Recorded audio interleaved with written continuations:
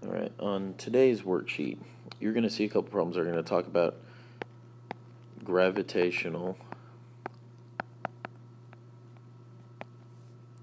field strength.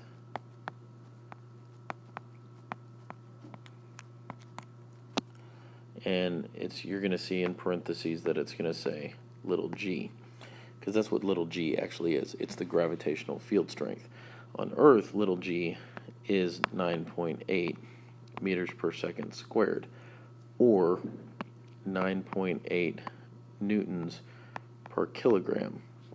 Now the unit newtons is actually, because remember, Newton's law is F equals ma.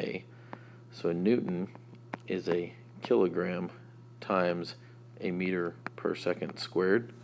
So if I take a newton and divide by a kilogram, so newtons per kilogram, then the kilograms cancel and I'm left with meters per second squared. So a newton per kilogram is meters per second squared, which is why your field strength is what it is. So when you hear something here, it's talking about gravitational field strength, it's talking about finding little g. So let me show you how to find little g of any planet, regardless of what that planet is.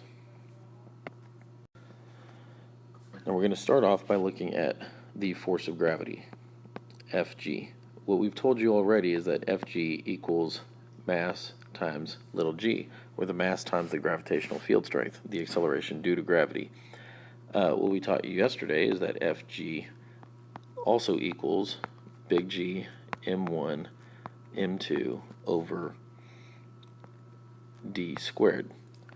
Now if both of these are equal to each other, or equal to Fg, then they must be equal to each other. So I'm going to set them equal to each other. And we're actually going to say that this is m1. So that's the mass of your object. So if I set them equal to each other, that gives me the mass of my object times g equals big G times the mass of my object times the mass of my planet divided by d squared, which would be the radius of the planet. All right? So if I'm looking for the field strength on, say, some random planet, I need to know the mass of the planet and I need to know the radius of the planet. And you'll notice that since m1 is on both sides of the equation, it cancels out. So my field strength is big G times the mass of my planet divided by the radius of the planet. And that's how you find big G. So let's actually look at and plug in the numbers. If you do the universal gravitational constant, 6.67 times 10 to the negative 11th, and you multiply that by, let's go ahead and do it on Earth, the mass of Earth. Now, the mass of Earth is 5.98 times 10 to the 24th kilograms. So I have big G times the mass of Earth divided by the radius of Earth, which is 6.38 times 10 to the 6th meters, and it's the radius squared. So now all I have to do is plug this into my calculator,